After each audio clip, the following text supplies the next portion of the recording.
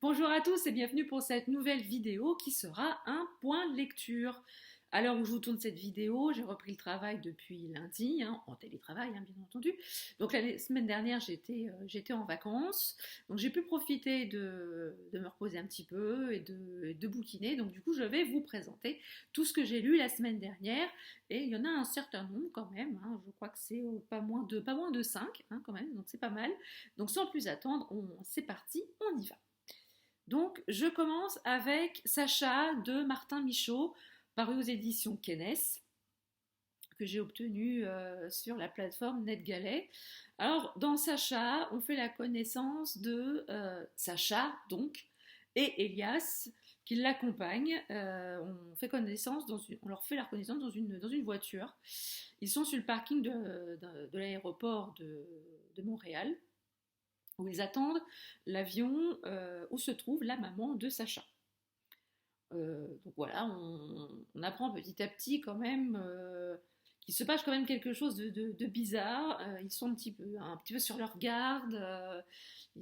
Elias fait très très attention à la sécurité du petit et à la sienne aussi, mais quand même plus particulièrement à celle de l'enfant. Il essaye quand même, malgré tout, de lui faire connaître une enfance. Parce qu'on apprend quand même au fur et à mesure du roman que l'enfance de Sacha n'est pas l'enfance de n'importe quel enfant. Il a grandi dans un institut un peu particulier avec sa maman et on découvre que cet institut n'est pas forcément le centre Montessori, où on leur apprend plein de choses aux enfants. C'est plutôt l'inverse.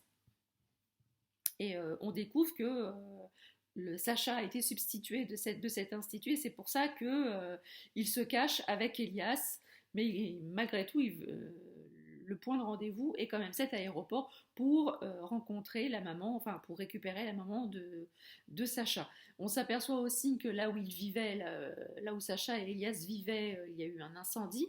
Est-ce que cet incendie a été volontaire, était criminel, ou est-ce que c'était un incendie accidentel? Ça, le roman ne le dit pas.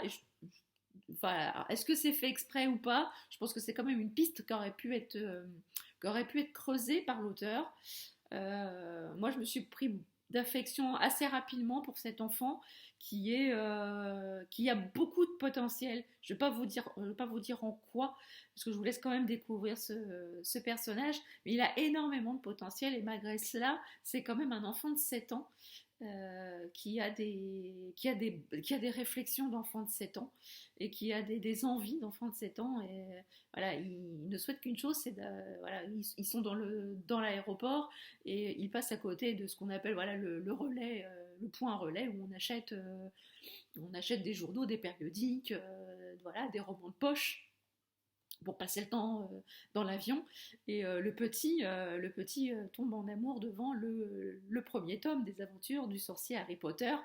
Et voilà, et on voit bien que ça lui fait envie, mais voilà, il dit à Elias non, mais c'est pas grave, on n'a pas de sous, et Elias lui dit mais je te promets, dès qu'on a l'argent, je te l'achète, parce que c'est quelque chose qui faisait vraiment envie à ce gamin. Et j'ai trouvé ça très touchant, la façon dont Elias, avec ses manières un peu bourrues, s'occupe de ce gosse. Et alors la fin arrive un peu vite à mon goût.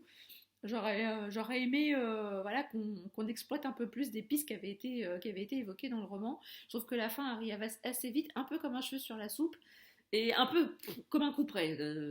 Donc voilà, bon, bah, voilà la fin, point. Donc là, franchement, j'aurais souhaité en connaître un peu plus. Bon, ça reste quand même une très bonne lecture. C'est une très bonne découverte. C'est le deuxième roman que je lis de l'auteur. J'ai commencé à lire un roman de la série avec son personnage, avec un de ses personnages phares, Victor, je sais plus quoi, mais Victor quelque chose. Et bon, j'aime bien le style de l'auteur, ça se lit très bien, le style est très fluide, mais bon, voilà, dans ce roman, j'aurais aimé, voilà, il est très court, donc c'est pour ça que j'aurais peut-être aimé à certains moments avoir un peu plus, comment dire, voilà, un peu plus de développement sur les personnages et sur l'histoire, et surtout aussi sur la fin. Mais malgré tout, ça reste quand même un très très bon, Voilà, une très très belle découverte. Autre roman que j'ai lu et que j'ai obtenu sur la plateforme NetGalley, c'est Indissociable de Laura de Coster, paru aux éditions. Et là, je vais vous refaire la même que le premier. Ah bah voilà, paru aux éditions Plume de la Marmotte. Alors c'est un roman qui avait déjà été publié une fois en roman auto-édité. Et là, ce roman a trouvé une maison d'édition, une toute nouvelle maison d'édition, Plume de la Marmotte. Et j'ai eu la chance de lire ce roman. Alors ici, on change complètement de style. On, on est plongé dans un roman d'espionnage. Hein, parce que voilà, CIA. Voilà, je vous laisse quand même imaginer qu'on n'est pas non plus avec les perdreaux de l'année. Hein. On est quand même avec Jack, un agent de la CIA qui est plutôt en mission de surveillance. Il surveille, alors voilà, il se fait passer pour un ouvrier de chantier et il surveille un afro-jojo surnommé le balafré. Bon voilà, donc ça vous donne un petit peu une idée un peu du personnage qu'il surveille. Et lors de sa surveillance, il fait la connaissance de Chloé, la serveuse du bar, où le balafré a ses petites habitudes. Et un jour, tout bascule, une fusillade qui éclate, et là, le quotidien de Jack et de Chloé est complètement bouleversé. Et là, le roman va prendre une tournure autre. Et Jack va se retrouver confronté à son passé. Alors je vous explique pas pourquoi, parce que ça va vous spoiler. Et comme le roman est assez court, c'est quand même un peu, voilà, ce serait quand même con de vous spoiler le bouquin. Mais voilà, donc du coup, on a la psychologie des personnages de Jack et de Chloé. Jack confronté à son passé et Chloé qui est quand même un personnage un peu ambivalent tout au long du roman. On va découvrir certaines facettes de sa personnalité et de son passé et de ce qui l'a amené à faire la connaissance de Jack. Et voilà, donc voilà, j'ai bien aimé, l'action est bien présente. Voilà, la fin, ouais, j'ai trouvé que la fin était bien amenée. Et voilà, pour un premier roman, j'ai trouvé que c'était assez sympa. Alors j'espère que l'autrice en écrira d'autres, peut-être avec le personnage de Jack, parce que finalement, on s'y attache bien à ce bonhomme. Et voilà, pour ma part, c'est une très très bonne découverte. Alors je vous en dis pas trop sur l'histoire, parce que comme le roman est très très court, il fait 100 pages hein, en version numérique. En 100 pages, voilà, l'histoire est suffisamment. Ça aurait pu être une nouvelle. Bon, c'est un peu long pour une nouvelle de 100 pages. C'est un très très court roman, mais bon voilà, il fait le job. En 100 pages, on a de l'action, ça match. Voilà, on s'attache au personnage. J'ai beaucoup aimé le personnage secondaire de Simon, qui malgré ses airs de second couteau ou d'agent il m'a fait penser un peu à. D'abord, je pense que Jack, à un moment, je crois que Jack l'appelle comme ça aussi, à l'agent dans James Bond qui fournit tous les gadgets, tout ce qu'il faut à l'agent secret pour mener à bien sa mission. Et voilà, il m'a fait penser un peu à ce personnage-là. Mais voilà, j'aurais bien aimé en apprendre un petit peu plus aussi sur lui. Et j'espère que si voilà, d'autres romans sortent avec ces personnages-là, j'aimerais bien en apprendre un peu plus sur Simon. Alors, on poursuit ce bilan lecture avec voilà voilà, le temps que ça charge, avec le nouveau roman de Barbara Abel et Les Vivants autour, paru aux éditions Belfond Noir. Alors j'aime beaucoup les romans de Barbara Abel. Pour moi, l'indétrônable, ce sera Derrière la haine. Et sa suite, mais son indétrônable, c'est quand même celui-là. Donc ici, le roman tourne autour de Jeanne. Jeanne qui est dans le coma depuis 4 ans, à la suite d'un accident de voiture. Donc voilà, sa vie s'est arrêtée il y a 4 ans, et pour ainsi dire, la vie de sa famille s'est cristallisée autour de son lit d'hôpital, et voilà, ils sont suspendus enfin, au respirateur artificiel. faut bien le dire. Et voilà, il scrute tous les moindres mouvements, les moindres soubresauts de paupières, soubresauts nerveux, pour leur faire un signe pour savoir que Jeanne va se réveiller tôt ou tard, parce que leur espoir, c'est ça. Leur espoir, que ce soit ses parents, son mari, sa sœur, c'est qu'un jour, Jeanne se réveille et qu'ils reprennent peu ou prou leur vie d'avant. Alors, quand le médecin de Jeanne convoque sa famille pour leur entretenir de quelque chose, leur monde s'écroule, tout simplement parce que il se doute bien que dans ces cas-là, quand l'équipe médicale convoque la famille, c'est pas pour dire bon bah voilà on va faire une fête, on va débrancher Jeanne pour voir si elle respire toute seule. Non, c'est pour sûrement leur indiquer qu'au bout de 4 ans, l'acharnement thérapeutique, et au vu du peu de réaction de Jeanne, il serait peut-être temps de la débrancher. Mais voilà, le médecin leur annonce quelque chose de tout autre. Et c'est là que le roman va changer un peu enfin pas de style, mais d'ambiance.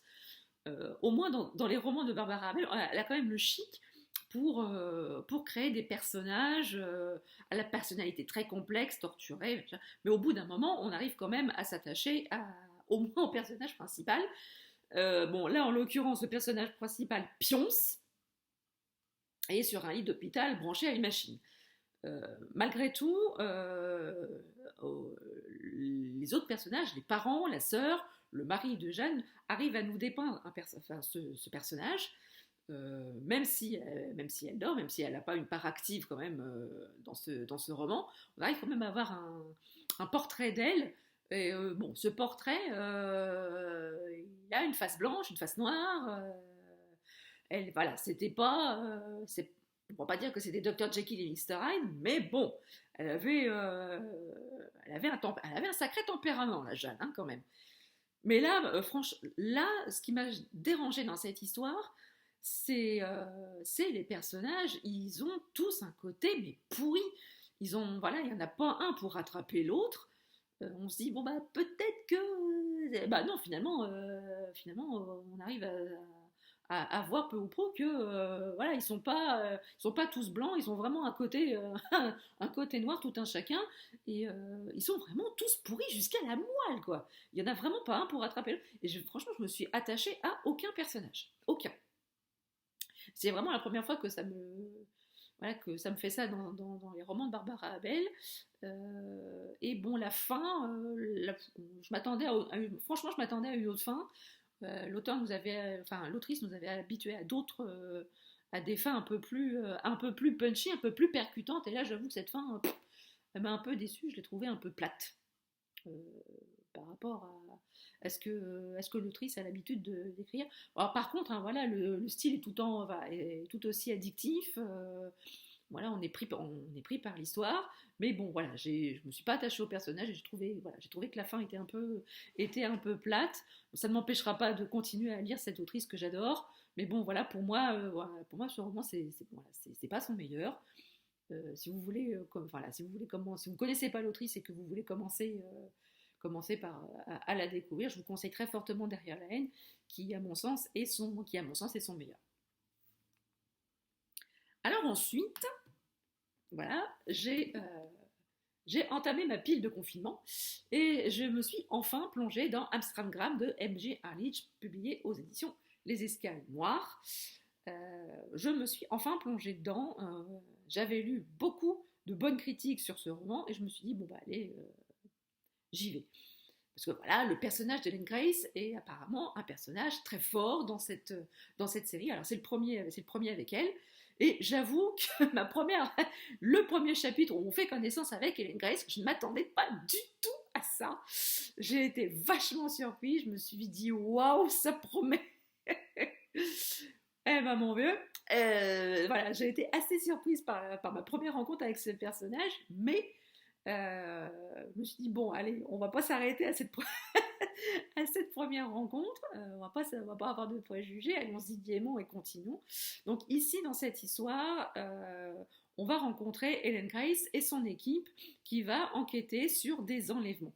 Alors à chaque fois, À chaque enlèvement, il y a 2 personnes qui sont enlevées. Elles sont séquestrées dans un lieu clos où elles ne peuvent pas sortir. Et tout ce qu'elles ont à proximité, c'est un téléphone portable et un revolver. Et sur ce téléphone portable, le message est assez sibyllin et assez clair. Donc, si vous voulez vivre, il va falloir tuer l'autre. Donc voilà, à chaque fois, à chaque enlèvement, on, on a des scènes avec les 2 séquestrés et tout leur cheminement, leur réticence à accéder aux exigences de leurs ravisseurs. Et du coup, on voit, voilà, on voit leur cheminement de pensée jusqu'à ce qu'il y en ait un qui craque et qui est libéré et qui est retrouvé par la police. Et donc, à chaque fois, Helen Grace et son équipe interrogent le survivant et au bout d'un moment, enfin, mais c'est pas possible, cette histoire n'est pas vraie. Et bon, à force de creuser, ils vont s'apercevoir qu'ils ont affaire à un ravisseur assez retors. Bon, un petit peu taré aussi, il faut quand même bien le dire, parce que pour faire ce qu'il fait, il faut quand même en avoir un pet au casque.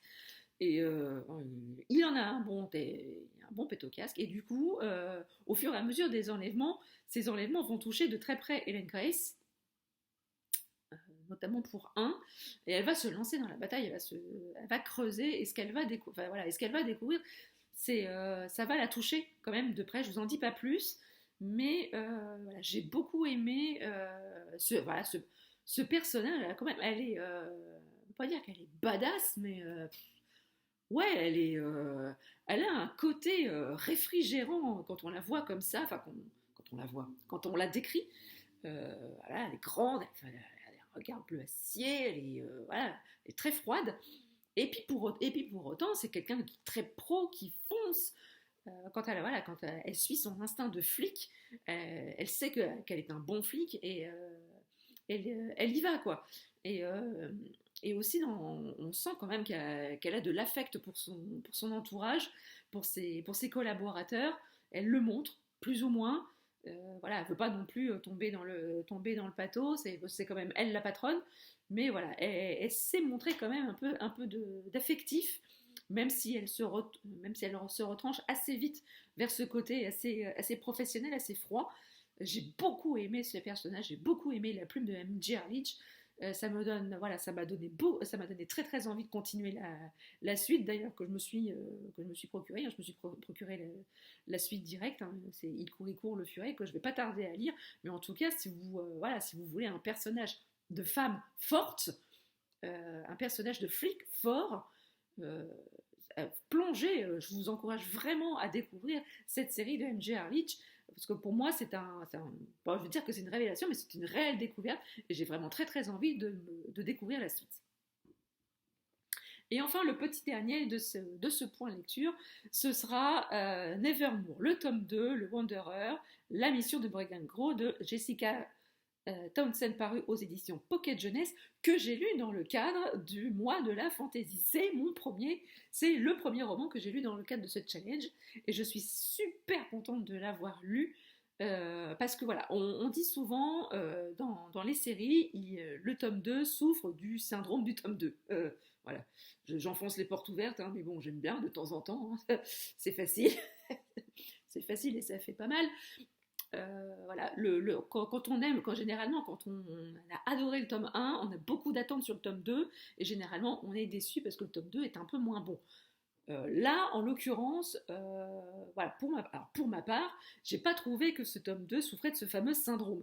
J'ai trouvé, au contraire, qu'on rentrait tout de suite dans l'action. Et voilà, il fait un peu plus de 500 pages ce roman-là, mais moi je ne les ai pas vus passer. J'ai adoré replonger dans l'univers de Nevermore et de retrouver Morrigan et tous ses petits camarades. Ça y est, voilà, ça y est, ils ont passé l'examen de passage, ils sont rentrés dans la société Wundrus, et voilà, ils vont suivre leur scolarité, afin d'entrer réellement de passer leur examen et de réellement rentrer dans cette société et d'être membre à part entière. Mais voilà, si Morrigan a enfin trouvé sa place, a enfin trouvé la famille qu'elle attendait tant, Voilà, son parcours ne va pas être de tout repos, il va être semé d'embûches, d'autant plus que certains membres de la société Wondrous se mettent à disparaître. Et bon bah voilà, hein, autant dire les choses comme elles sont. Voilà, les soupçons se portent sur Morrigan directement. Et voilà, comme on dit, hein, maudite un jour, maudite toujours. Donc du coup, il n'en faut pas plus pour Morrigan et ses petits camarades pour faire la lumière sur ces disparitions et de savoir le fin mot de l'histoire. Donc voilà, moi j'ai adoré retrouver ces personnages. On est tout de suite dans l'action, il n'y a pas de temps mort. J'ai pas vu passer ces pages, donc du coup j'ai super hâte euh, de lire le tome 3 qui n'est pas encore sorti, donc il va falloir que j'attende un peu, comme tout le monde. Mais voilà, en plus de ça, j'ai adoré cette couverture. On se prend encore plus on a plus d'attachement encore au personnage de Morrigan qui fait un véritable travail sur elle-même, sur sa vraie nature, parce que pour elle, c'est autant un don qu'une malédiction. Et avec tout ce qu'elle entend, on pourrait penser qu'elle va pencher du côté malédiction, mais heureusement qu'elle est bien entourée par son mécène, euh, qui est pour elle une véritable planche de salut. Et voilà, moi j'ai beaucoup aimé ce tome 2, encore plus que le tome 1. Le tome 1, j'ai trouvé qu'il y avait certaines longueurs, mais bon, voilà, l'autrice installait un peu l'univers et les personnages. Mais là, je trouve qu'on rentre très vite dans le vif du sujet. Et voilà, c'est passionnant, c'est plein de rebondissements. Il y a beaucoup d'humour, j'ai beaucoup plus ri dans ce tome 2 que dans le précédent tome. Franchement, j'ai adoré. Et si vous ne connaissez pas la série, je vous encourage vivement à découvrir Morrigan Crow et l'univers de Nevermore. Donc voilà, cette vidéo est à présent terminée. J'espère qu'elle vous a plu. N'hésitez pas à me dire en commentaire si vous aussi vous avez lu ces romans. Est-ce que vous avez lu, vous, durant ces dernières semaines, durant ces derniers jours? Voilà, si vous avez aimé cette vidéo, n'hésitez pas à la liker, à la partager. Si vous n'êtes pas encore abonné à la chaîne, n'hésitez pas, ça fait plaisir et ça fait de mal à personne. J'espère vous retrouver très vite en commentaire et à très bientôt sur une nouvelle vidéo. D'ici là, je vous souhaite de très très belles lectures. Prenez bien soin de vous et à très bientôt.